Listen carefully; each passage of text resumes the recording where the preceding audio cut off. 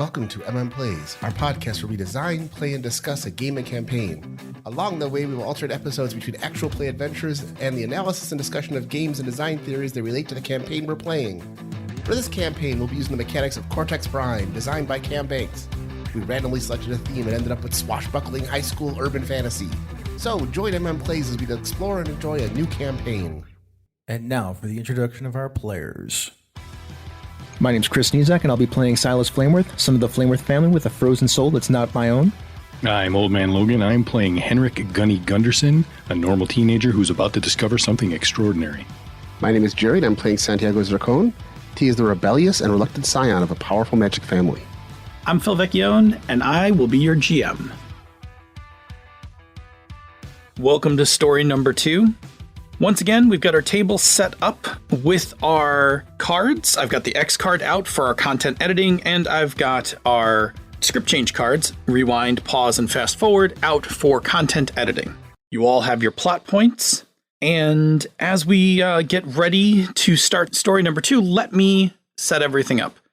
It is 2 weeks later since the end of story 1. We're firmly now into March.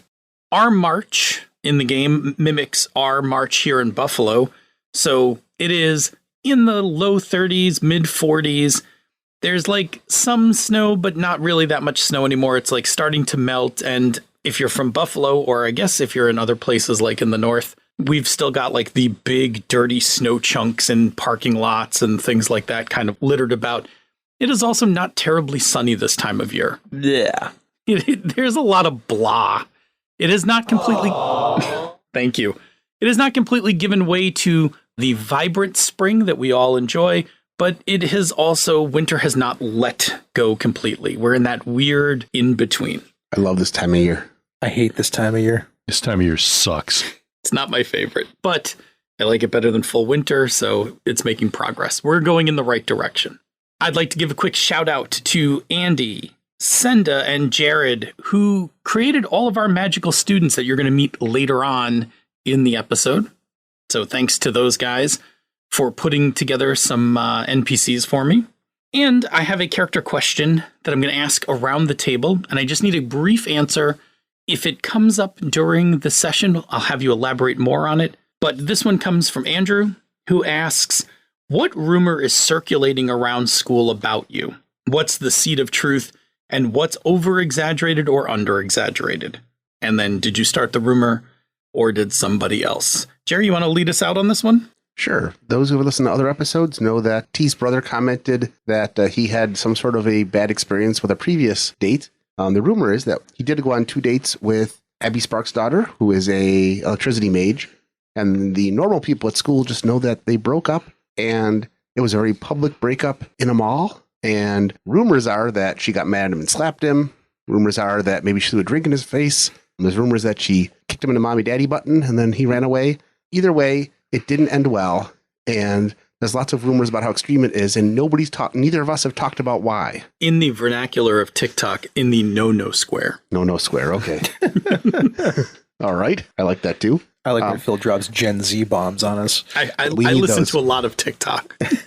What can I say? The rumors have been started by anybody who just kind of saw that it broke up. So it was not started by T or by Abby for that matter.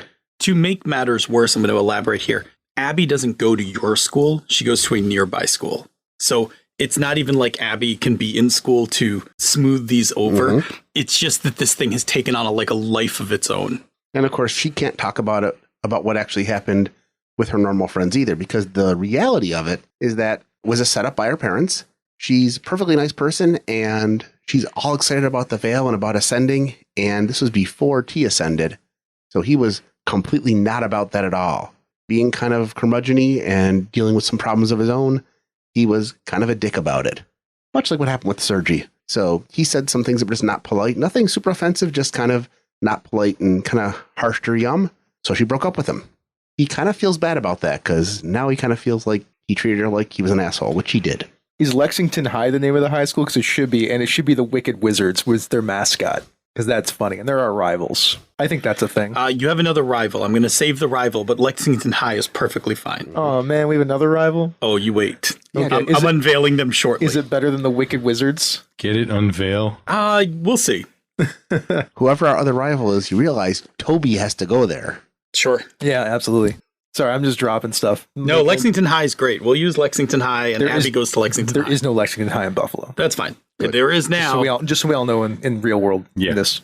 The rumor is that I broke with Mesame and she left high school because of it. Because she was so broken up by it? So broken up. No one's seen her for 4 weeks now. Yeah, that's getting weird. And that's the story that her mom put out there. Yeah, like her mom is also. Her mom is the reason that rumor exists. Because her mom knows she's gone, but her mom's also a magical elemental. The seed of truth is that she's gone, right? Like she's actually gone. You're not doing anything to fight that rumor, right? Nope. Helps me. Oh boy. I'm confused though, because I've been trying to commune with this sword for 4 weeks now. It's not going well. It's not going well. I still haven't figured out how to put it into the pocket dimension yet. Hopefully that'll happen this week. Sure. Hey, Gunny. The rumor for Gunny is there's some question as to how he managed to get into the special club. Junior Guardians? Is that what Yeah, we call Junior it? Guardians. You suddenly mid-year got accepted to the Junior Guardians. Like, how does this kid rate being in the Junior Guardians all of a sudden? Yeah, rumors are kind of abounding. There's all number of things. You know who hates this the most is Lisa. Because Lisa is not part of the Junior Guardians and can't be. But now that you are, it does not bode well for her. No. She mad. She big angry. Cool. Okay. Thank you for your rumors. Andrew, thank you for your question. We'll do these at the beginning of each session as a little warm-up. Yeah, thanks for a good question. That was excellent. And now on to our story milestones for tonight. 1 XP when you help a magical person, maximum 2 times per scene. I don't want you spamming that thing up. 3 XP when you make a magical discovery. Might be some things to discover tonight. And ominously, or foreshadowing, 10 XP when the ritual is finished. Leave that right there on the table. Dun, dun, dun. Cool, let's get into it. 2 All weeks right. later. It is March. We're going to start in school. And we start in the auditorium. And we start with the following.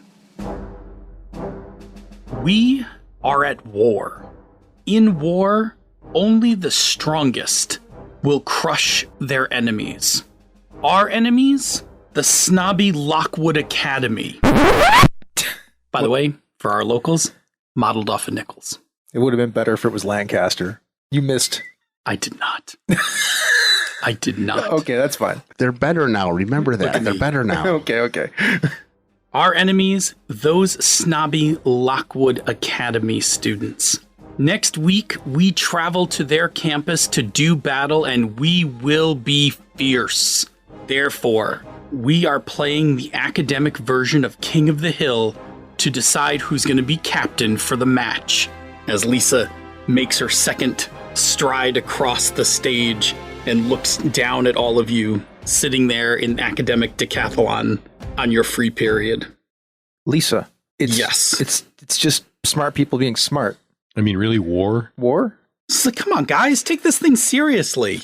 We can't lose to Lockwood. Anybody but Lockwood. Oh, I get it. Yeah, I mean, We're going to kick their ass, but Of that's course. beside the point. I mean, war? Why are you being so aggressive about it? I mean, we know we're going to kick their ass, but Because we have to win. Fist in hand, right? why do we have to win? It's Lockwood, the one with all the fancy tutors, with all the money, with their special coaches to make them like the top premier league in academic decathlon in Buffalo. No, we are the scrappy underdogs in this match, and we are going to prevail. Like the 300 that stood. Come on, you guys have seen that movie. Lisa, you do recall that the 300 all died. Yeah, not only that, but Horribly. it wasn't really 300. They had like thousands of other soldiers with them. See, this is what I'm talking about. Yes, this is the kind of knowledge that's going to get us to win. And to do it, we are going to play King of the Hill. I am King of the Hill. You two are going to try to knock me off and be captain for the next match. And if you can't, I'm going to stay captain. Okay. Who's first? So are we not going to let Arlo compete? She's like, Poor Arlo's like sitting in the corner listening to this. Arlo's the middle guy. He's always our middle question guy. Who's captaining? Come on. Guys, I really don't want to be captain. That's I'm fair, perfectly good just answering questions. Yeah, Yeah, Arlo, that's good. Arlo, I know. That's why I. Okay. I just wanted to give you the option. And all right, Silas, would you like to? I'll go first. Gunny, she tosses you the box of questions. She cracks her knuckles. She's like, this is going down just like physics class. What's the first question? Let's get some dice out here. Yep. In order to do this, we're just going to do a contest Okay. and then a contest. So we're going to do 2 contests. The first one is Lisa and Silas. Who goes first? Your choice. I go first. There you go. Here's how this goes down because, I realized something about contests. I am learned in spite of being talentless, but I am also going to underestimate Lisa to get a D4 and a plot point. Give me a plot point, please. Passing one down. Well played, sir. Your plot point, my lord. Thank you. Appreciate that. My geek die is a D10. I'm just going to pause you for a second for our listeners. What you just did there was you turned your D8 distinction into a D4 to pick up the plot point. Which is a special effect that every distinction gets. Yes, and by doing so, you now have a 1 in 4 chance of rolling a 1. Which is a complication which will, cause me some problems. Exactly. And my school die is a D8. And, it's good enough for now. I'm fine with this. Set the pace. I'm going to set the pace. Do I need an effect die? You do not. I got a 10. 10 total? Yeah. I'm feeling pretty confident.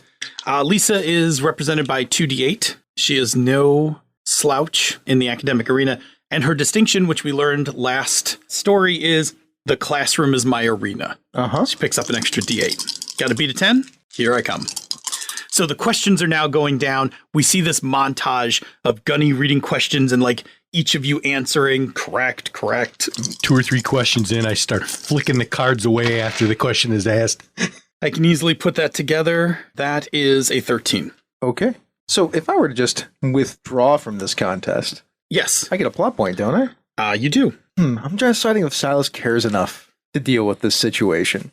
It could be that you realize how important it is to her, and you might want to. Yeah, she's been kind of awful the last 2 weeks, and I don't really care that much if she gets to be the captain of this. This has nothing to do with my academic record or anything like that. Not really. So I'll just withdraw and be like, oh, I don't know this one. Oh, you got it. Give me a plot point. Passing that down to you. I am positioning myself for future in the game. Yeah. So yes, she's like, yes, she a little pumped.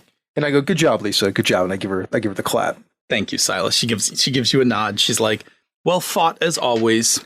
All right, Gunny. I don't give her the clap. I just clap for her. I was just going to let that go. with you, and I wasn't going to go there either. It just occurred to me that everybody listening was probably like, oh, make the joke. Oh. I said nothing. Nothing.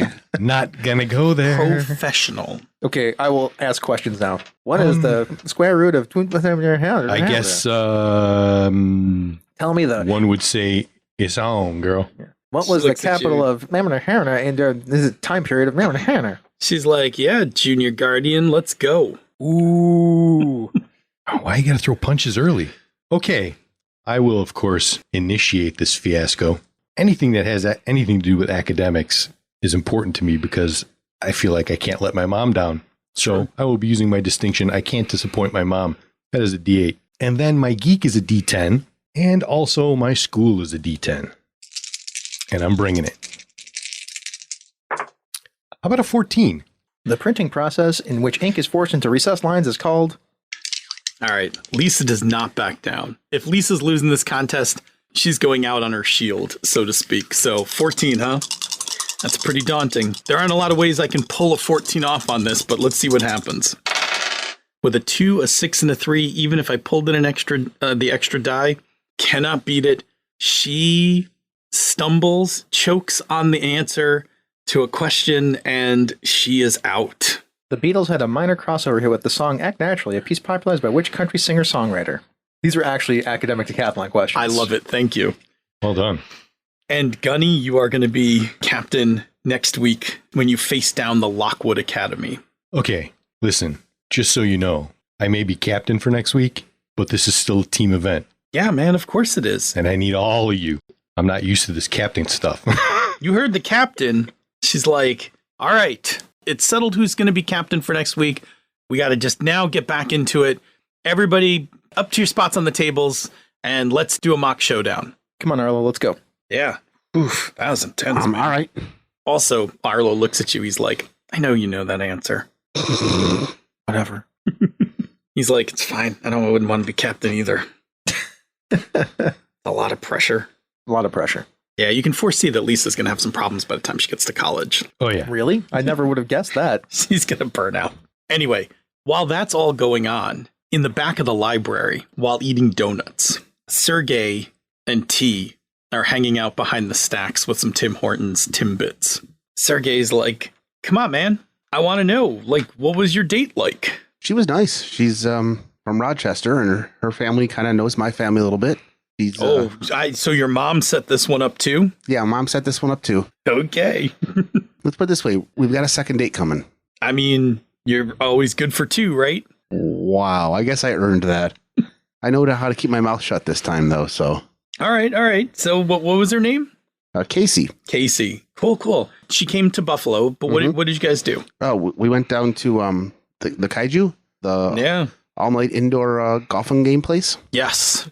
And we played some golf. We chatted. We had some golfing game pizza. So nothing great. So as you're telling him this on a very mundane level, the flashback part is that the all-night thing at the Kaiju is kind of known to be like a real magical hangout. We see you guys playing, but like you're playing golf among like all these other elementals, and there are a few non-magical people there, but the general vibe is that non-magical people just don't typically show up. So you guys are all just kind of hanging out. We see you as your elemental selves. Now, the Kaiju itself is kind of a cool place because the whole thing is set up so that all of the different courses look like famous cities from monster movies. So as you're playing golf, you literally look like the Kaiju stomping through the ruined parts of Paris and London and Tokyo and all that kind of thing. It adds to some of the fun of the golfing game. So Sergey's like, so what was she like? Was she like, is she cool? What was she, the deets, man, the deets. I mean, she's cool, but not like, she's quirky. She's a little flighty and all over the place, and it's kind of fun. She kept up with my own, whatever you want to call what I do when I'm talking. So, yeah, we got to hang out, and she's kind of into what her family's into. That's all I can really say about this. A lot of the conversation. It's like a big family person, right? Yeah. Well, no, she's part of the Veil. No, I know. But he can't say that. So the cutaway piece that we see is that at one point she's like, "Oh no, you turned me to stone." But she's like an earth elemental, right? So she freezes up for a second and then is like, "Oh, I'm stone, get it?" And then you get this reaction of first he just stares at her kind of deadpan, and then he just tries not to laugh and just starts snickering. And he's holding it thick, but all the snakes are giggling hysterically on his head. Right. And then he just loses it. He just starts, that was horrible. I love it. It's wonderful. I mean, it was nice. He really said, I love it. He's like, it was nice.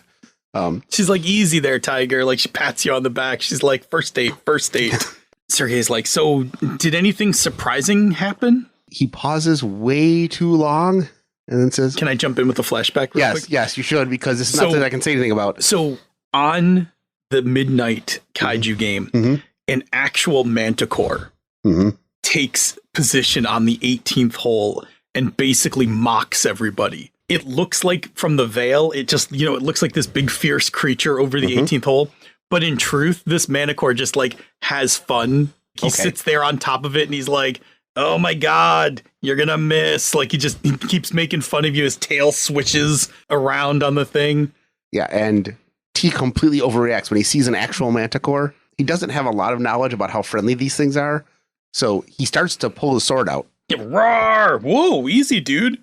Like he literally said, whoa, dude, it's just an evening gig. T just kind of like, oh yeah, and just completely blushes like bright red. Like you can see it even in the darkness. We've got a manticore. Casey's like, easy there, don't take it out on the first date. She's like, I'll shoot. And she like puts her ball down. Casey's hilarious. Yeah. He's laughing a lot. He's like, wow. Yeah, okay. And he just puts the sword back again. And he's relaxing. They have some conversations, and he's opening up to her a little bit about how he's now part of the Veil. And he's trying really hard not to go into how he didn't want to be part of the Veil, but he's actually enjoying it a little bit. And they have a good time. He's actually enjoying himself. We see them eating pizza. We see the manticore come walking by, like on his break, and like looking at you like, come on, man. It just keeps walking. I gotta go for your sword and stuff, man. Just work it. He'll look back at the manicore for a second, and he'll like hold his finger up for 1 second, and then he'll pull a piece of sausage off and like doesn't see the manicore wants it as he wants to throw it in his mouth. He just comes over and takes a slice of pizza. It's like, thanks, man. Not a pet. It wasn't meant to be a pet. Remember, this is how he does with his friends. He like takes they shoot the donut holes in each sausage other. from your hand, puts it on the pizza, and then like eats the whole slice. He's like, thanks, man. He like heads off. He walks away. He's like, I wasn't treating him like a pet. My friends and I shoot donut holes at each other all the time. This gig is definitely not worth $8.50 an hour. Dude, it's 2023. There's no way that person's getting paid $8.50. It's got to be at least $15. Correct. Yes. After school, Mm-hmm. you all attend the meeting of the Junior Guardians Club, much to the besmirchment of Lisa. The first half of the club takes place in the classroom, and it's pretty dry, but it's the laws of the Veil, and it's like driving school for the Veil. So there's discussions like, this person suddenly cast a spell. Like, what would you do in that situation? I raise my hand. Yes, Silas. I would try to direct them away from any populated areas and explain to them to stop casting spells in public. Correct, Silas. So as we know, as long as we can avoid casting in front of non-magical people, we're not straining the shroud unnecessarily. The shroud can strain, it will mend itself, but if it strains too much and there are non-magical people around, that's when things like people start seeing things and we have bigger problems to deal with. So when somebody's casting and the shroud is getting strained, as long as we can make sure that they're either doing it where no one's around or we can get the non-magical people away, it makes the situation better. Excellent answer. Good. Now that we've covered our in-class stuff, let's head out and let's do some practicing outside. Great. Sitting in the back of the class, he's actually taking notes this time. Puts his notebook away and tucks it away. I embarrassingly pick up my archery case. You guys all march outside and go into the woods, not too far from where you guys in the first story cast your ritual magic. Mm-hmm. And the club keeps basically a large area under a protection spell. And it's actually also under an environmental spell. So while it is cool and kind of crisp outside right now, once you walk into this grove of trees, it's actually pretty warm. You can take off your coat if you want, and it's dry. Like, it's pretty nice. Is it like 68 degrees like you would get in a gym? Yeah, and it is shielded from non-magical people. Like, non-magical people won't see anything but trees. You guys are like the last three to walk out there, and everybody else is kind of now working on stuff inside the grove. And so I'm going to give you a quick description because people had asked who else was in your class. I think you guys asked in story one. Mm-hmm. So thanks to some of our people in the Slack room, let me tell you about a few of your classmates. First of all, Bo. She's got black pigtails with bows in them. So Bo is taking a nap on the ground. Her specialty is actually sleep magic. She's taking a nap, dreams and sleep. Robbie, he is built like a linebacker with red shaggy hair. And he's sitting on the ground taking bites out of various inanimate objects. A piece of rock, a tree, one of those steel thermoses. He's just taking bites out of it. His magical focus is actually eating. Gabby, they have big eyes and very rarely blink. It's kind of a little creepy. They are sitting on the ground with a deck of cards face down and saying the name of a card and then flipping it over, and it's that card. Donatella is kind of the rich princess. She kind of runs in Silas's crowd. When Silas enters the grove, like, she comes over and is like, "You have a minute?" Yeah, Donna, no problem. Have you heard anything? No, I haven't heard anything about... I have texted Mesame. Like, I don't even care if she went to another school, but like ghosting us, not even texting. Like, what did you do to that girl? Nothing. I just broke up with her. Did you break up with her or did you like just ditch her? What's the deal? No, I told her I didn't want to see her anymore. Face to face, you told her that? Yeah. Wow. Isn't that how you're supposed to do it? I guess. Some people send a text. I never got down with this whole breaking up with somebody to text them. Texting them by breaking up. It seems rude. No, I think it's pretty straight up, but so you just broke up with her and she went to a different school? Like, don't look at me. I'm not her. I'm just saying, like, you don't look all that. Thanks, Donna. I appreciate that. There is Ash. They have short brown hair and kind of a punk look to them, like a nose ring, and a punk rock shirt, and Ash approaches T. Hey, what's up? Not too much. Do you know that the Underground Spikes are playing downtown on the weekend? No, man, I missed all that. You want to go? Yeah, sure. Okay, cool. I figure you'd be down. It's going to be in like some basement of a house, but I figured you were still down. I'm not worried about basement of a house. Cool. Yeah, Underground Spikes are like some brand new punk band out of Toronto. They can't even play in bars yet. They're too young. So they're just like playing house parties. Nice. And just putting their music up, for download. The next person is D. She is short, very bubbly. She is also an overachiever, so she runs in the smart pack of students. She comes right up to you, Gunny, and she's like, I am so excited that you are one of us. How did you keep that a secret? I don't know. I mean, it's so cool. Like, I mean, I always thought you were cool in class, but I thought you were cool like in a non-magical way. But then like now find out you're not only like cool, but you're like cool in a magical way. Like that is so awesome. Cool. So what are you doing? Like, what do you need help with something? Like, can I help you like work on something? I'm just, kind of going with the flow right now, trying to learn everything I can. Come on. Do you want to cast something? Like, what can you cast? Like, I can cast a couple different things. Like, do you want to see? Yeah, go ahead. All right, come on. She like takes you across the grove. I kind of look over my shoulder at Silas and T. Silas looks like he's getting the what for. Donatella seems to be like dressing him down right now. T just holds up his finger for Ash for a second, looks over at Gunny and goes, and puts both thumbs up like this. He's like, you got this. All right, what do you want to show me? Dee's power is healing. She shows you some simple healing magic. So healing being pretty large, like it's a pretty large concept, she can actually do like the mend spell. She very quickly shows you like putting some things together, like some ripped fabric and stuff. She's like, I practice mostly on fabric, but I can do it like with cuts and like bruises and things like that. Like one time I got a cold and like cured myself. So if you ever get a cold or anything, just let me know. I can do it. I can fix it. What about like if that branch on the tree got broken? Yeah. You know what? What kind of weapon do you have? Like I have a rope dart. Like I just wear I wear it here. Or like I mean, sometimes I like put it away, but like sometimes I just like tie it around me and just like wear it to school. No one can see it because of the veil and stuff, but like it's cool. But like I have like, rope dart. But like, what do you have? I have an axe. Oh, perfect. Chop it into the tree. Okay. Yeah. Just go ahead. Like summon it. Oh, do you need help summoning it? I don't know. Okay. Well, try concentrating and just imagining the pocket space. And then just like make the motion that you're reaching into the pocket space and like let it form in front of your hand. Here, hang on. And she like quickly takes off the rope belt and opens up the pocket space and stuffs it in there. And she's like, we'll do it together. Okay. They start doing that. God damn, I love this girl already. This is the most awkward high school conversation I've seen in years in any form of media. Okay, whatever you say. Okay, I don't know how to talk to girls. Aw. They've got I got what he was doing. It was great. Lastly, as that's all going on, we get to meet Natalie and Jesse.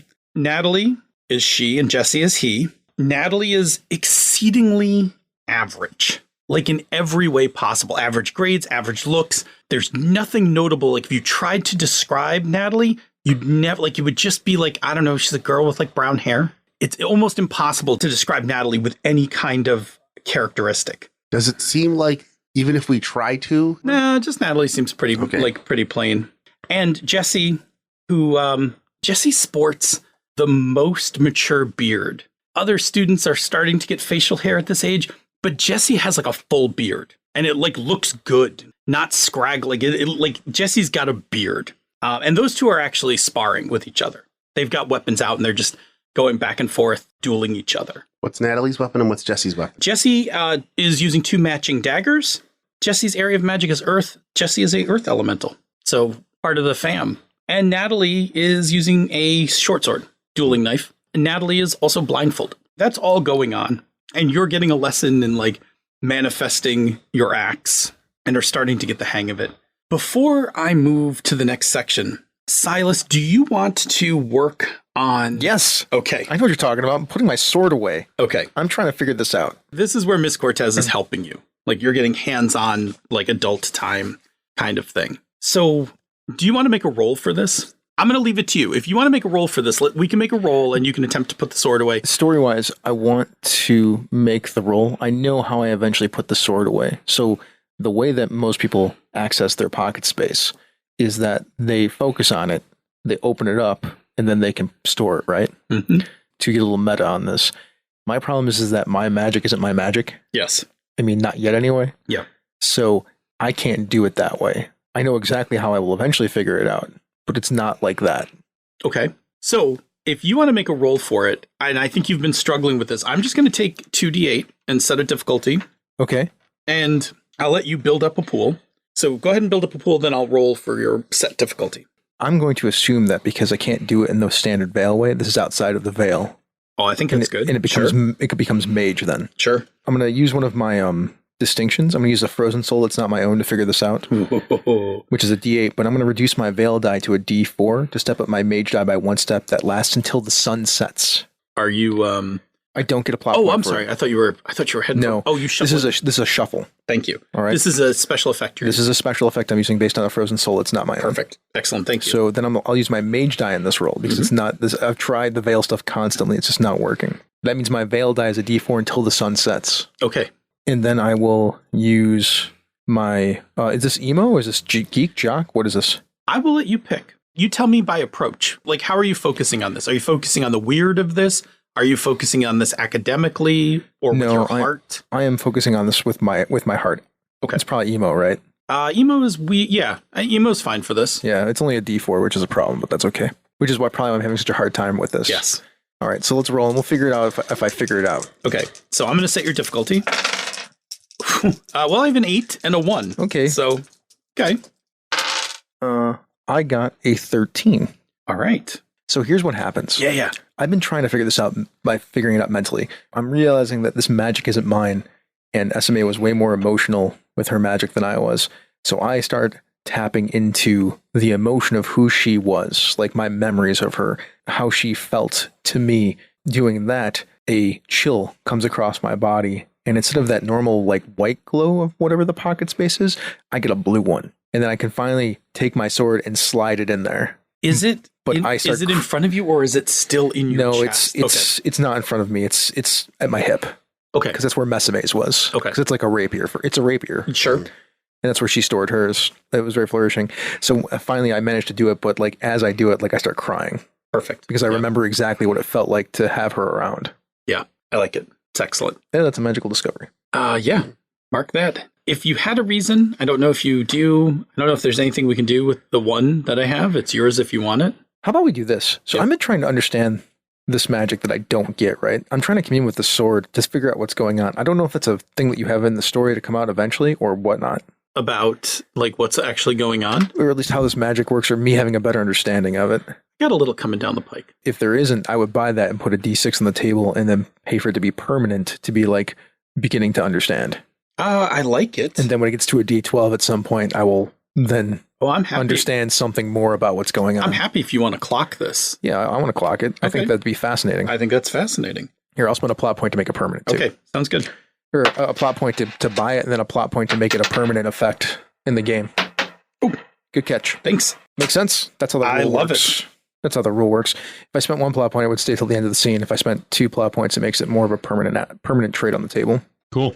So understanding how my magic works is now a D6. Also, if you don't want to give me the thing when I eventually get there, we can use that to be the thing that triggers the manifestation of my other power.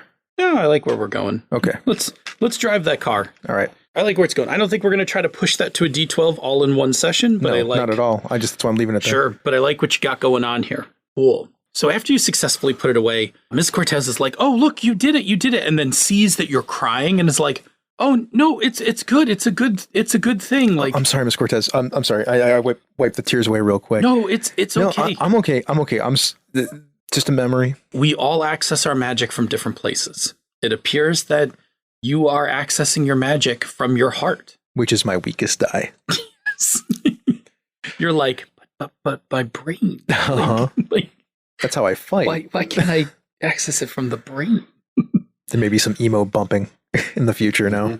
And I think we see off in the distance, we see Gunny pulling his axe out of the tree and we see Dee mending the tree over, passes her hands over, and the trough of where the axe was disappears. And she's like, see, look, I did it. That is pretty cool. And you and Ash are like sitting there with earbuds in, listening to this like new Underground Spikes song. We'll actually be sparring. Underground punk music is perfect for fight music. Sounds good. We'll start by just going through some basic katas and then speed up and actually connect. What does Ash use for a weapon? Ash's choice of weapon is, let me look. Oh, a scythe. Okay, that's awesome. Ash is pretty badass. And their focus is light. So this scythe drips glowing droplets of light, like tears. Okay, that's cool. Yeah. Ash is also a theater kid, just to be clear. No. Yes, like just... Yeah. I know it's a stretch, but that goes on for a little bit. Mm-hmm. And then Miss Cortez calls the three of you over. Looks like everybody's having a good afternoon so far. Yeah. Good. I'm really glad to see you're adapting really well to everything over the last 2 weeks. Like, seem to be a little more settled. Yeah, I'm kind of getting the hang of it. Yeah, I saw you summon your axe. That looked really good. And Silas has managed to put away his sword. I pull my sword out. You parked it. I pull my sword out. Yeah. Awesome, dude. Then I put it back away. It hurts a little emotionally. Okay, Silas? Yeah, I'm fine. I'm fine. Cool. Fine. I'm been trying to do it for how long? I know. Congratulations. Thanks. That's pretty awesome. It's good news. Yeah, it's good. Just give me a second, guys. I'm going to take a walk. Okay. I'll let you guys catch Silas up when he comes back. But I would like you guys to go on a little group exercise, the three of you. Okay. So I would like you to look into something for me. I've been sensing some strains in the shroud near Stiglmeyer Park. Are you familiar where it is? Yeah. Oh, yeah. Just up the road, right? Mm-hmm. I'm just getting a sense of the shroud being strained in that area. I drove by it this morning on the way to work. I could feel it. I didn't have time to stop and investigate it. So I'd like you two and Silas to head out to the park now. Like, you guys can just leave right from here and go figure out what's causing the strain and deal with it. Okay. Yeah. T? Sure. Good. Yeah. That sounds like a plan. T and Silas will help you out with it, but it'll give you three a chance to hang out some more, get used to working as a group, and also this will give you a good opportunity for the things that we, as members of the Veil, have to kind of deal with in order to keep our world a secret. Okay. Yeah, we've been on these before. All right. Sure, let's do it. Yeah, follow my lead, and when in doubt, you can ask Silas. He knows more about the Veil than any of us, so you've seen how smart he is. Oh, hell yeah. Very good. We'll go wander over and find out where Silas is standing. Silas is standing over in the forest off near the edge of the barrier. Mm-hmm. When he turns and looks, you see like there's like a quick sheen of like blue across his eyes that fades real quick. T's been around Silas long enough that he knows something's been going on. So when they get close, he actually stops and we should wait here for a second. And looks over at Silas. Just gives Silas a chance to walk back over to us. Okay. You ready for a road trip? Where are we going? Stiglmeyer Park. Something weird is pushing on the shroud there. By the way, the blue flashing over my eyes is the fact that I used that ability, which makes my mage go up and my veil go way down. Because it's very illegal what I just did. Yeah. Basically using somebody else's magic. Yeah. I mean, I don't understand how I'm doing it, but I'm doing it. Yeah, it's hard. It's hard to know that it's somebody else's at this point. It's true. Most people can't tell that, like, just from a casual look. Are we taking your car or my car? We take mine. It's fine. All right. Then I look at my car, which is the lime green Beetle, and I'm like, maybe we should take yours. All right. Since you two are both kind of tall. I believe it's a generic Nissan sedan, right? Yeah. Thank you for joining us for Misdirected Mark Plays. Now let's do some Patreon shoutouts to thank those wonderful patrons who support our show. Let's start with the Royal Court. Ty Prunny, also known as Lord Timemonger, Lars Henrik Evjan, the Lord Out of Time, Jim, the Royal Merchant Emeritus, Dramatic Chameleon, the Queen's Spy Mistress, Schmitty, the Keeper of the Labyrinth, Andrew Dacey, the Warden of Whiskies, Andy Olson, the Duke of Dice, John Carney, the Court Necromancer, Craig, the Lord of One Name, Tiberius Starcrash Smith, the Baron of Britannia, and Kevin Lovecraft, the Royal Beard. Also representing our patrons are Chris Constantine, Miko Froelich, Eric Simon, Huxley, Kathleen Halperin, Christopher Gamelk, Michael Beck Asperum, Joseph No, Carlos, Hep Dilemma, Michael Draper, Cubano, Alice Cura, Jim Fitzpatrick, Brantley Harris, Steve Radabaugh, Roy McLeod, Ninjabi, Richard Wyatt, Joseph Peralta, JT Evans, Brian Kurtz, my Brett, not my Brett, but somebody's Brett, Chris Steele, Jared Rasher, Eileen Barnes, and Brandon Barnes. Thank you so much for being our patrons. If you'd like more content like this, you can find it on our website at misdirectedmark.com. Want some more? Go to our Patreon page at patreon.com/MMP. There's a bunch of bonus episodes, there's our after show, the Bamboo Lounge podcast, our MM Plays game stuff like our setting for this game, The Children of the Shroud, my game development notes for the Lamplighter system are on there, our character sheets are on there, our mod stuff is on there, all sorts of stuff is on there, and you get access to our Slack room. And that's important because that's the best way to get a hold of us. But if you don't want to get a hold of us that way, you can reach us using email, mmp@misdirectedmark.com. You can also use Twitter. The best place is @misdirectedmark. Now, we have some other shows on this network. We have Pandas Talking Games, the Gnome Cast, Bonus Experience, and Thaka with Advantage. Let's dig a little deeper into one of those shows. Pandas Talking Games. Queer gamers talking about tabletop role-playing games and making outtakes. Join Pandas Phil and Send every Wednesday answering listener questions about playing, running, and designing tabletop role-playing games. Get cozy and let's talk about some games. Now, if that's still not enough, we have some friends who make podcasts. There's the Tabletop Bellhop, your board game concierge, the Knights of the Night, who make excellent APs, and Mastering Dungeons with Sean Merwin and Teos Abadia. They're still doing their 5th edition thing, and you can catch them on the podcasts or on YouTube. Speaking of YouTube, How to RPG is by Sean P. Kelly of Gaming MBS. It's one of my favorite things going on the internet on YouTube right now, and if you want a variety of games to talk about, go check it out over there. He is live on Saturday mornings at 9 a.m. Eastern. Well, with that, this has been a Misdirected Mark production, the media arm of Encoded Designs. Mic drop. We out.